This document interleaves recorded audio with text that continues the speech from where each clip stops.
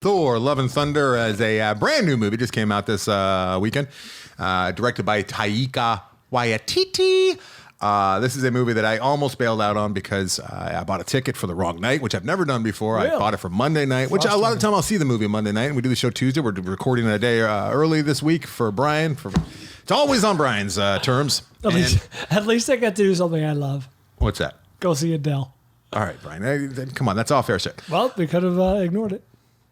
Just ignore you talking about something. So this stars Chris Hemsworth, who's back as Thor. Natalie Portman is also in this as Jane Foster. We got Christian Bale over there playing something called Gore. And we got Tessa Thompson. Thought he was the butcher. God Butcher. Taiki Waititi returns as Korg, the voice of Korg. We also have a bunch of other people. Did you mention Tessa Thompson? I did, Tessa Thompson. Did you mention Russell Crowe? No, but you already have. So we're good there. This is coming in at what Rotten Tomatoes over 68%, just on the north side of Fresh. This is in theaters now, as you can imagine. Let's talk Thor, Love and Thunder. Some of the comments that Avery read there were encapsulated some of my thoughts. The humor, though it may be, it was relentless. It came at you fast and furious and did not relent. The jokes were... there was a pervasive silliness to this movie. You know what I mean? Which I'm trying to... as one of our commenters submitted, try and figure out what's the secret sauce, what's missing between this and Ragnarok, which is a wonderful movie. And I think a microcosm of what separates these two movies is Russell Crowe in this versus Jeff Goldblum in Ragnarok. I like it. Maybe I'm crazy, but I was not bothered by Russell Crowe. He had a cameo at best. He's here and he's gone, and I like the fact that they allowed him to do some crazy accent. It was akin to what we saw with the Gooch last year. Well, he was a Roman god, so he was doing an over-the-top Italian accent. It was borderline offensive, I think, but they do things different over there in Australia, I guess. I didn't care about that. I like this movie. I did too. I mean, I like this movie in a 3-star kind of way. And it pains me to say it. It's above average. I like it more than that, and I'll tell you why. No, yeah. Because it's not a movie that I want to revisit anytime soon. However, I can't imagine you wanted to visit it. Well, I didn't. I almost bailed out. Sure. I almost said, fuck it, I'm going to talk about Mad God instead, because I've been wanting to talk about Mad God, but with the, which is a 10 years in the making stop motion animation insane fucking movie that this insane person made, and I've been sitting on it for a while, but when I lose at gambling, I got to watch one of your fucking movies, and then a listener has a movie, and then like something like Thor comes out, and you got to see Thor to talk about it on the movie show, right? So I felt... it was obligatory to see it. However, I was kind of excited when I realized that I bought the wrong ticket the wrong night. And I'm like, you know what? Maybe this is a good excuse. And I'm like, nah, I can't. For the good of the show. Went all the way home, went all the way back an hour and a half later. And I sat through the thing. I had no expectations. I liked Thor, the last one, Ragnarok, Ragamuffin. It was unexpectedly funny and a new spin on Thor, right? Indeed. This was more of the same. I liked the 80s vibe that they put onto it. And I was honestly impressed with the wild tone shifts. And while they weren't perfect, it wasn't like horrific like I've seen in some really, really bad movies. Sure.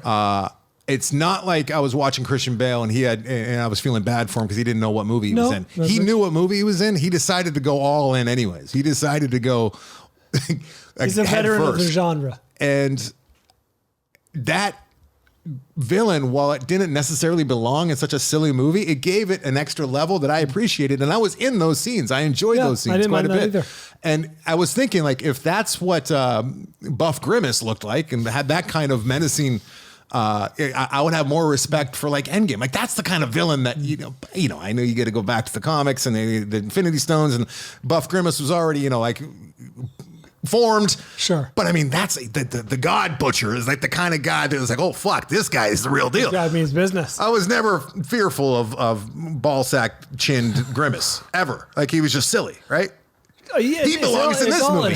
We got to switch villains. Thanos should have been here. Oh, I want to, 20 years from now, they got to reboot and put the God Butcher. God Butcher in Endgame. I was impressed with the fact that he decided to keep it like 1 foot deeply entrenched with his comedy, his brand of comedy, and then be able to go, I think even more so than he did with Jojo Rabbit, into like some serious, he was like They were getting into some fairly, deep shit with the cancer and that was also part of my problem with it. And the atheism. I should reiterate that I did like this movie overall. I think it's a 3-star movie. I think it falls short of expectations. Funny, you had very little expectations, and thus maybe you thought it was a little better than you expected. But I go into all Marvel movies with low expectations, and sometimes that's a good point. Those low expectations are met.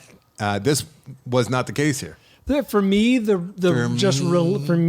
relentless silliness just got in the way of what really hamstrung what could have been like a real emotional moment or two. Right? There's a cancer subplot about one of the major characters in this, and it could have been like a really rare emotional moment for a Marvel movie, but instead it was just so hammered on either side by silliness. I just couldn't get over That's how I felt with JoJo. Like I was never able to get over I was never able to take JoJo seriously. I was never able to take Thor: Love and Thunder seriously. I don't think I was supposed to. That's the whole point. Like I kept thinking too. Like I disagree. I was comparing this one in my head to the first Thor, the kind of piece of shit, horrific movie. And that was way too self-serious. Yes, this is exactly the kind of thing that they should do with all comic book movies, especially Thor. Like, what are you supposed to do with Thor? Have fun with it. Have a good time. He's inherently silly. So what a blockbuster should be. Like big, colorful, funny at times, good, fun characters, some really interesting stuff that they did with the villain. Like it's what I would hope for in a summer blockbuster. I'm glad to hear it. You enjoyed the Guns N' Roses soundtrack. Yeah, why not? How's Natalie doing in this? Because she was boring as shit in the other two. I don't even remember in the other two. Yeah, well, exactly, yeah. You know what's funny is I hate that trope that they do where they get like the hot chick Hollywood actress and they make her like a smart scientist, but she's like the real deal, and she was dumbing it up. She went to Harvard. She was like, it seemed like she was like leaning into playing it down, dumbing it down. It was almost like life imitating art, imitating life. Like she was like doing this tongue in cheek. She was doing the Denise Richards version of Natalie Portman. Yes, it was. I found that really interesting and fun. I don't love this movie. It's not like I can't wait. It's not the kind of thing where I'd be really excited if it was on in the room. Like, oh my God. But it was a fun ride. I enjoyed it. I laughed a few times. I was really impressed with what Christian Bale did. Like really impressed with what he did. He was great. He was great as always. I've yet to see him. I don't think I've ever seen him be bad in a movie. What was that? Equilibrium? I love Equilibrium. High Times. High Times? Ooh. I don't know what High Times is. Yeah, you will one day. Oh no. High Times. I liked Equilibrium, actually. I thought it was pretty sweet. This movie was... The screaming goats were fun, and they were constant. They were. You're right. They were constant. A little of that could have gone a long way. There were a lot of the goats. Yeah. I mean, I'd rather see a whole lot of that than like a whole bunch of battles. Like the battles were almost in the background, and it's like that's where they should be, I think, for a movie like this. Yeah, I agree with you in principle. Just I guess it manifested itself in a different way for me. Nick Fury. You know, it was a very depressing thought that occurred to me as I was watching. Well, this actually, before I move on to that, when you see a director put his personality or her personality into the movie, like it's palpable, and you can see it with good artists. A good little exercise would be to watch Kenneth Branagh's take on Thor and then watch Taiki's take on Thor, and it's like their personalities are both in those movies. They both shine through very brightly. How gay did you find this movie? Very. It was moderately gay. I mean, all the rainbows, every chance that they got, and I appreciate that too. That's. It's funny. Thor is the gayest superhero. He really is. What? I don't want to be mean, but like, why was his hair looking like that? I could have used it to be a little more of a healthy flow. Looked a little stringy. Yeah, I don't know. He looked a little beat up, like tired. Conditioner. Didn't he look kind of like for like a? Well, he's older. The people get older. He just looked like are men not allowed to age? He just looked like he was very tired through a lot of it. I don't know if he might be. Yeah, maybe. But he's funny. I like his character. It is, I get uncomfortable when Marvel wants me to take it seriously. It makes me very uncomfortable, and it happens a lot. I say it happens more often than not. And I don't think it happened once in this movie, other than the Christian Bale stuff. What about the whole fucking cancer subplot? That was...